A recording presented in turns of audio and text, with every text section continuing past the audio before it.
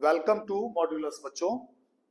आज फिर एक बड़ा क्वेश्चन है, ये 5 नंबर का क्वेश्चन या केस बेस्ड क्वेश्चन हो सकता है। वैसे तो ये किसी बुक के एग्जाम्पल का है, लेकिन आप कह नहीं सकते हो कि क्वाड्रिलेटरल में आपसे किस तरह के क्वेश्चन पूछे जा सकते हैं। तो आप हर तरह के क्वेश्चन की प्रैक्टिस करो। अब तो दिन 2-3 ही बचे हैं आपके पास, बट लेकिन ये क्वेश्चन का प्रैक्टिस इस बार एक बहुत अच्छा पैटर्न है जो कि सीबीएसई ने ऑन किया है। ये ऑन किया है कि सीबीएसई ने बोला है कि आप 3 paper math, science and SST के आप एग्जाम दोबारा दे सकते हो। जिनको लगे मन में शंका कि मेरे 4 नंबर या 5 नंबर कम है, या किसी को लगे कि ज्यादा नंबर कम है, तो वो ये कर सकता है कि दोबारा से उसका एग्जाम दे दे और एग्जाम दे करके नंबर बढ़ा सकता है। तो कहने का मतलब ये है कि अगला 2 महीना है, लेकिन इसको ये मान करके नहीं चलना है कि ये एग्जाम जो है ना हमारा, इस एग्जाम को हम लाइटली ले लें। हम कोशिश बहुत अच्छे से करें 16 की रात तक, फिर एक अच्छा एग्जाम आप दे सकते हैं। तो देख लीजिए, क्वेश्चन है केस बेस्ड टाइप का ही है। क्वेश्चन बड़ा है, आंसर भी बड़ा है। पूरा क्वेश्चन तो एक बोर्ड पर नहीं आ पाया तो 2 बोर्ड पर है। तो मैं जैसा करता हूं और जैसा आप लोगों को बतलाता हूं, एट फर्स्ट आप क्या करें, सबसे पहले जो स्क्रीन आपको पहला मिल जाए अभी बतलाने के बाद, कि आप इसको पॉज करके और पहले पूरा क्वेश्चन नोट डाउन कर ले। कैलकुलेशन इस क्वेश्चन में ढेर सारा है, आपको करना होगा। मैंने तो पहले से लिख दिया करके, लेकिन आपको बहुत सारा चीज करना होगा, कैलकुलेट करना होगा और फिर आपको इसको समझना होगा। मैं स्टेप टू स्टेप समझाऊंगा। तो सबसे पहला काम कीजिएगा कि आप लोग वीडियो को पॉज करके और उसको बड़ा वाला करके आप क्वेश्चन पूरा साफ सुथरा लिख लीजिएगा। जब आप कॉपी पर लिख लेंगे, कहीं कंफ्यूजन नहीं रहने दूंगा, तो फिर उसके बाद तब आप अपने कॉपी पर जो आप लिखे हुए रहेंगे उस पर अंडरलाइन करेंगे मेरी तरफ से, तो क्वेश्चन ज्यादा अच्छा समझ में आएगा। चलिए सबसे पहले क्वेश्चन देख लेते हैं हम लोग। कहता है there is a square field. वैसे तो इस टाइप के क्वेश्चन 8वीं में भी आते हैं, लेकिन वो दूसरा होता है, वो क्वाड पर आता ही नहीं है, स्क्वायर में आता ही नहीं है। वहां सिर्फ x प्लस और x माइनस करके आप निकल जाते हैं, लेकिन यहाँ क्वाड पे ही बैठेगा ये क्वेश्चन। क्या कह रहा है, there is a square field. सबसे पहले मैं हट जाता हूँ, उसके बाद पढ़ना शुरू करूंगा कि आपको मिल जाए व्यू और आप रोक करके देख सकते हैं। अब शुरुआत करते हैं शुरू से। There is a square field whose side is 44 मीटर, है ना। एक स्क्वायर फील्ड है जिसका की साइड 44 मीटर है। Square flower bed is prepared in its centred and leaving a gravel path. लेकिन उसके जैसा कि एक पिक्चर बनाया गया है, ये पाथ है, इसका ये पाथ है। देखते ही होंगे कई पार्क में ऐसा होता होगा, इसीलिए केस बेस्ड बन सकता है, ठीक है ना। Floor bed prepared in its centre, ये बीच में फ्लोर बेड बनाया गया, उसमें फूलों की क्यारी बनाई गई है ना। Floor bed, the total cost of laying the floor bed. अब कह रहा है the total cost of laying of the floor bed and gravelling the path at rupees 2.75 and 1.50। सबसे पहले देख लीजिए कि कह रहा है कि cost of laying of flower bed, तो ये फ्लावर बेड और ये रहा उसका कॉस्ट, है ना। ये पर मीटर स्क्वायर पर है ना। ओके, पर मीटर स्क्वायर पर ही होगा। जब भी इसकी इस तरह का होता है तो पर मीटर स्क्वायर पर ही होता है। And gravelling the path, path को बनाने में 1.50 पर स्क्वायर मीटर लगता है रेस्पेक्टिवली, और उसका जो टोटल सम होता है वो 4904 होता है। हिंदी में मीनिंग यही होगा। कह रहा है find the width of the gravel path. आपको इस पाथ के विड्थ बतलाने हैं बच्चों। ये रेक्टेंगल में भी होता तो विड्थ सेम ही रहता है ना, किसी में भी अलग नहीं होता। तो क्वेश्चन तो समझ में आ गया होगा, मीनिंग तो क्लियर हो गया होगा। सबसे ज्यादा प्रॉब्लम वर्ड प्रॉब्लम वाले क्वेश्चंस में यही होते हैं। बहुत सारे बच्चे इंग्लिश मीडियम में पढ़ते हैं, फिर भी उनको मीनिंग ही नहीं समझ में आती है कि करना क्या क्या है। सब इक्वेशन कैसे तैयार होगा। देखिए, एक तो कैलकुलेशन है बहुत तगड़ा, ये सबसे तगड़ा वाला होगा क्वेश्चन। लेट, सबसे पहले इसमें लिखा, या आपको लिखना चाहिए, शॉर्ट कर सकते हैं आप। Let the width of the gravel path be x metre. आपने ग्रेवल पाथ का जो माना वो x मीटर मान लिया, है ना। विड्थ, इसकी विड्थ को मैंने x मीटर माना। अब the each side of the floor bed is, ध्यान दीजिएगा, यहाँ इस 8वीं में पढ़ा होगा आपने। तो आपका साइड है, स्क्वायर है ये एरिया, सॉरी, ये स्क्वायर का चारों साइड इक्वल होता है, तो उसमें तो कोई फर्क नहीं आएगा 44। और देख लीजिए ये x इधर तो x एक इधर, तो इसका मतलब हो जाएगा कि ये समझना सबसे इंपॉर्टेंट है, flower bed etch side of the flower bed, flower bed का साइड क्या हो जाएगा, तो 44 माइनस 2x, तभी तो ये होगा ना। अब आपका जो ये वाला एरिया बचा वो क्या हो जाएगा 44 माइनस 2x, x कैसे कैसे माइनस होगा वो आपको बतला ही दिया, ये चारों साइड ऐसा ही होगा क्योंकि ये तो सेम था ना 44 था, तो x x x x, तो आप 2x माइनस करेंगे, 4x तो माइनस करेंगे नहीं, है ना। ये सबसे इंपॉर्टेंट था, ये वाला चीज समझ लेना। तो आप देख लीजिए इस क्वेश्चन में यही खासियत है। तो 44 minus 2x, area of square field. अब एरिया ऑफ स्क्वायर फील्ड, ये जो टोटल आपका बना हुआ है, ये टोटल यहां तक अंदर में, वो उसको कहते हैं एरिया ऑफ स्क्वायर फील्ड। उस स्क्वायर फील्ड का एरिया क्या था, तो 44 इंटू 44 इज इक्वल टू आप करेंगे तो 1936 मीटर स्क्वायर आएगा। कैलकुलेशन ध्यान से कीजिएगा, इसमें इस क्वेश्चन में यही है। और ये केस बेस्ड इस टाइप का क्वेश्चन आ सकता है, इसमें से आपको 2-3 क्वेश्चन बना करके पूछ सकते हैं, 4 नंबर में या 5 नंबर में आ सकता है।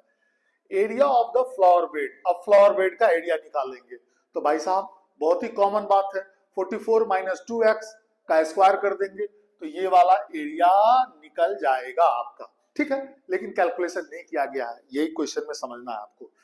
तो अब क्या करेंगे, area of the gravel path, area of the gravel path. अब यहां ध्यान देने वाली बात है, ये ग्रेवल पाथ होगा क्या, तो माइनस कर देंगे ग्रेवल पाथ, ये वाला ऐसे ऐसे ऐसे, इसको कहते हैं, तो पिक्चर खराब ही हो जाना था, इसको कहते हैं gravel path, area of the gravel path. तो टोटल जो एरिया ऑफ स्क्वायर फील्ड था उसमें फ्लावर बेड का एरिया माइनस कर देंगे तो फटाक से आपका वो निकल जाएगा। वही किया मैंने, 1936 माइनस सेमी ब्रैकेट में 44 माइनस 2x का स्क्वायर कर दिया। और जब आप करेंगे तो ऐसा कुछ आएगा 1936 माइनस, तो ये इसको ले लीजिएगा a माइनस बी का होल स्क्वायर पर, तो आएगा 1936, पहले ही 44 का आपने स्क्वायर किया है, प्लस 2x का square a square plus b square minus 2ab, तो ये हो गया। और उसके बाद माइनस माइनस 176, ये कहां से आया बच्चों, तो ये आया -2 इंटू 2x इंटू 44, भाई देखना पड़ता सब चीज। तो ये हो गया 2 2 जा 4 एंड 4 जा 176 माइनस का, ऐसे आ गया, क्लियर। चलिए अब अगला चीज देखते हैं, ब्रैकेट से जैसे बाहर निकलिएगा तो साइन सबके चेंज होंगे, ध्यान रखिएगा। अलजेब्रा का बेसिक्स रूल जिसको जिसको मालूम रहेगा वो कहीं इसमें डरेगा नहीं, बहुत इजी वे में बन जाएगा। हाँ, टाइम चाहे 10 मिनट ले लिए, 15 मिनट ले लिए, क्वेश्चन आराम से बन जाएगा। और ये समझने के लिए बनाया जाता है, आपको नेसेसरी नहीं है कि पिक्चर बनाइए आप, ठीक है। तो अब जैसे मैंने इसको बाहर निकाला तो क्या कर दिया, 1936 माइनस, ये प्लस में था तो माइनस 1936 हो गया, ये प्लस में था तो माइनस 4x स्क्वायर हो गया, ये माइनस में था तो प्लस का 176 हो गया, 1936 कैंसिल हो गया। अब बच क्या गया आपके पास, वही यहां लिखा हुआ है, इसको सीधा करके लिख दिया हमने 176x माइनस 4x स्क्वायर। ये क्या बचा, area of the gravel path.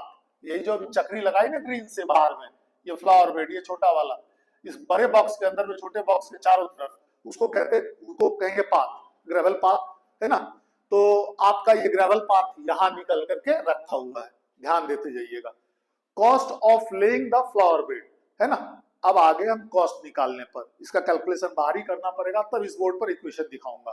Cost of the laying flower bed is equal to क्या हो जाएगा, 44 माइनस 2x का होल स्क्वायर, सही ब्रैकेट में रख करके, सही ब्रैकेट में रख करके, कई बार नहीं, इनटू 2.75 था रुपया ना, उसको आप रुपया को वैसे डिसमल में जाइएगा बहुत दिक्कत होगा, तो इसको 2.75 को डिसमल को हम तो ऐसे उड़ाना सिखाते हैं भैया, ये लो मैथ का ये वाला फंडा देखो, 100, तो 275 बाई 100।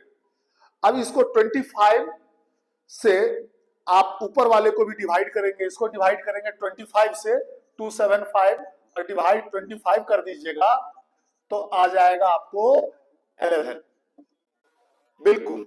25 को 4 से डिवाइड कीजिएगा तो आएगा 4। 25 को 100 से डिवाइड कीजिएगा, 100 से डिवाइड कीजिएगा, माफ कीजिएगा 100 से डिवाइड करेंगे तो 11/4 यहां से आया इंटू 44 माइनस 2x स्क्वायर।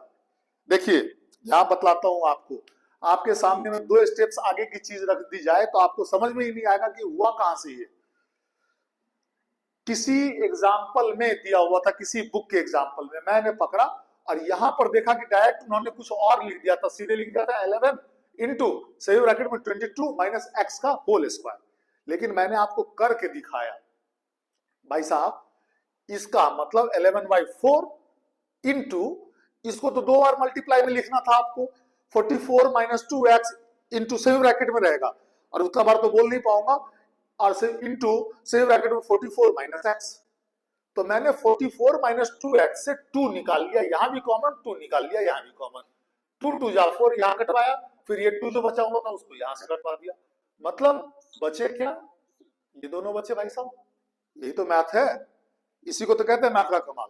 अब यहाँ क्या लिख दिया फाइनली 11 इंटू सही ब्रैकेट में 22 माइनस एक्स का होल स्क्वायर, फिर से ये अपनी पुरानी जगह पर चला गया, ठीक है ना। यही इसी तरीके से मैथ को सीखना है, थोड़ा सा सीखने का चीज है और कुछ खास नहीं, रॉकेट साइंस तो था नहीं, एक स्टेप चुप गया था तो कुछ दिख नहीं रहा था हमको। चलिए अब देखते हैं cost of travelling the path. हाँ जी भाई साहब, आपने पाथ वहां निकाल करके छोड़ा था ना, और ये यहाँ पर था cost of laying the floor bed जो अंदर में है ना, इसका ये निकाला हमने, अभी यहाँ करके छोड़ दिया, करेंगे बाद में। Cost of the grovelling path हो जाएगा 176x, यहां मैंने x मिस कर दिया हुआ है, x लिख लीजिएगा आप लोग, ठीक है, जल्दी जल्दी में, माइनस 4x स्क्वायर इंटू 1.50, फिर वही डिस्मल हटाया कर दिया, तो यहां पर मैंने लिखा आवरण x, तो आपको स्टेप नहीं समझ आता, मैंने पूरा देख लिया मिस्टेक है तो उस मिस्टेक को ठीक कर दिया मैंने, ठीक है ना। तो यहां पर फिर इसको 25 से कट करवाएंगे और इसको करवाएंगे तो 6/4 आएगा। जानते हैं आप 6/4 को भी कोई बच्चा अगर काट ले 2 3 जा 2 2 जा गलती करेगा, फिर भी गलती तो थोड़ी सी हो जाएगी, लेकिन हम जानबूझ करके मैंने 4 को छोड़ा, देखिए कारण है उसके पीछे।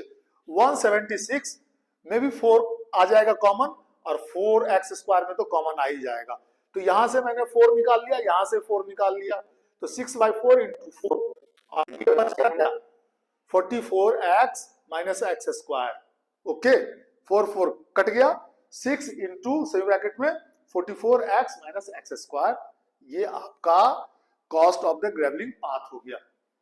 अब ये वाला बोर्ड जैसे देखेंगे तो आप देखेंगे कि यहां लिखा हुआ अकॉर्डिंग टू द क्वेश्चन, भैया वो जो खर्चा हुआ था इन दोनों को ऐड करके हुआ था भाई साहब, तो मैंने लिख दिया 11 इंटू जो यहां आया था ऊपर में 11 into 22 minus x square plus 6 into 44, यहां भी फिर 44x होगा,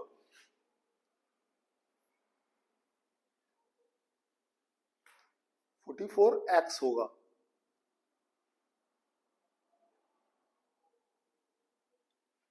यस यहां 44x होगा, 44x होगा, करेक्ट 44x है। एक सेकेंड मौका दीजिएगा,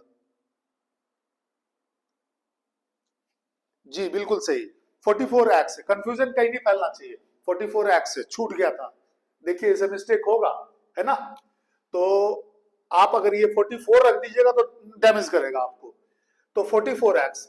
अब इसका क्या कर दिया, इसका हमने स्क्वायर कर दिया,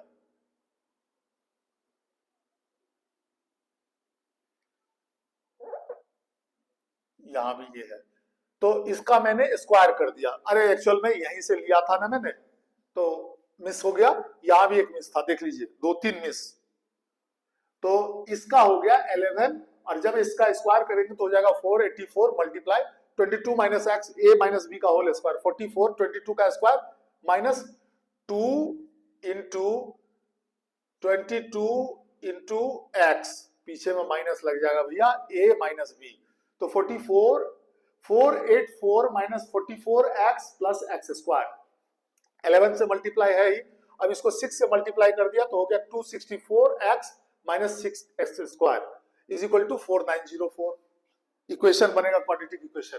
जैसे आप इसको इससे मल्टीप्लाई करेंगे तो 5324 आएगा, फिर इसको आप इससे मल्टीप्लाई करेंगे तो 484x आएगा। कैलकुलेशन बहुत सारा है इसमें, बहुत हजार्ड क्वेश्चन है।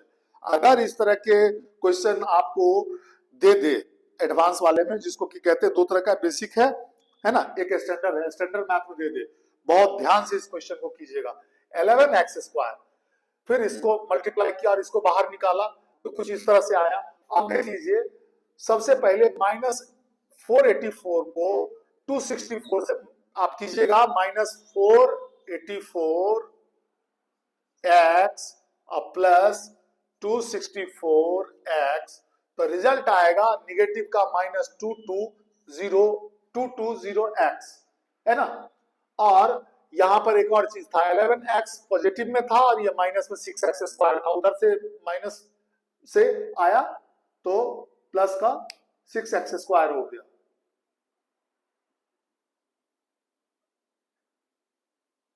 हाँ, ये इधर ही था तो माइनस का हो गया, कंफ्यूजन नहीं फैलना चाहिए, ठीक है ना। तो ये इधर ही था तो माइनस का 6x² हो गया। अब इन दोनों को जब आप करेंगे इसका सॉल्यूशन तो आएगा 5x²। एंड सबसे फाइनली बहुत ही बड़ा क्वेश्चन, बहुत ही बड़ा क्वेश्चन है, 5324 - 4904, इसको करेंगे तो फाइनली आपका इक्वेशन ये आएगा। अभी भी फाइनल नहीं हुआ है, अब इसमें से 5 कॉमन निकालेंगे, बचेगा x² - 44x plus 84 is equal to 0। x² - 44x plus 84 is equal to 0। x², अब यहां पर फैक्टराइज करने के दो तरीके हैं, पहले ही बतलाया था, d is equal to b² - 4ac, x is equal to -b plus minus √d/2, ये भी कर सकते हैं आप। तो इसमें मैंने देख लिया था पहले ही कि -44 into -2 is equal to positive का 84 हो जाता है, और -42 और -2 इज इक्वल टू -44 भी हो जाता है, तो वो देख लिया था। तो इसमें मैंने x² और इसको स्प्लिट किया तो -42x - 2x plus 84 is equal to 0 लिख दिया। फिर यहां से x कॉमन लिया, x - 42, और यहां से मैंने -2 कॉमन लिया तो x - 42 इज इक्वल टू 0। इसका मतलब ये आ गया हमारा solution, x - 2 x - 42 is equal to 0। इसका मतलब x is equal to 2, x is equal to 42। But एक बहुत बड़ी बात है, बताइए इस फ्लावर बेड में से 44 जिसका कि साइड हो स्क्वायर का, जिस फील्ड का, उसका 42 कैसे हो सकता है सिर्फ पाथ चारों तरफ, ये पॉसिबल नहीं है। यहां पर इसीलिए स्टेटमेंट लिख दिया x42 not equal to x42 because side of the square is 44 metre, ठीक है। तो ये इस क्वेश्चन में देख लीजिए, आपने क्वेश्चन लिखा भी होगा तो कई बार कंफ्यूजन ना फैले, इसीलिए मैंने यहाँ इंडिकेट कर दिया है कि ये x छूट गया था, करेक्ट जी, यही x छूटा था यहाँ पर, और कुछ भी नहीं छूटा था। इसके अलावा यहाँ भी उसी x को कैरी करते आए, तो यहाँ पर जो था 44x वो भी छूट गया था, और उसके बाद देख लीजिए कि क्लियर कट ऐसा आया और ये क्लियर ऐसे बन गया। आप देखिए इसमें सबसे बड़ी बात है ना, शांति से आपको चीज सोचनी होगी। क्या सोचना होगा आपको? सबसे पहले सोचना होगा कि एक स्क्वायर फील्ड है जो कि जिसका कि साइड 44 मीटर है। अब उस स्क्वायर फील्ड के अंदर में चारों तरफ एक हमको जो पता नहीं है पाथ, वही तो निकालना था, तो निकला हमारा 2 मीटर निकला हमारा, है ना। So 2 is the our answer and 2 meter is our answer. So कैसे, ऐसे ही निकला ना हमारा। तो इसके चारों तरफ एक पाथ है जिसको कि हमने लेट किया x, ये सोच लेंगे तो समझ जाएंगे कि area of the square field तो 44 इंटू 44 हो जाएगा, but area of the floor bed हो जाएगा 44 माइनस 2x सेम ब्रैकेट के अंदर में उसका स्क्वायर। एंड यहां पर फ्लोर बेड इसीलिए लिख दिया गया है। और पाथ तो आपको निकालने का तो मामूली सा रास्ता है कि total square of field, area of square of field minus area of the floor bed, इन दोनों को आपस में, इससे अगर इसको माइनस कर देंगे तो आ जाएगा एरिया ऑफ पाथ। इतना आसान था, लेकिन कैलकुलेशन बहुत सारा है। सावधानी से इस क्वेश्चन की प्रैक्टिस कीजिएगा, हो सकता है कि इस टाइप का कोई भी क्वेश्चन आ जाए। चलिए फिर नेक्स्ट वीडियो में हम लोग और दूसरा क्वेश्चन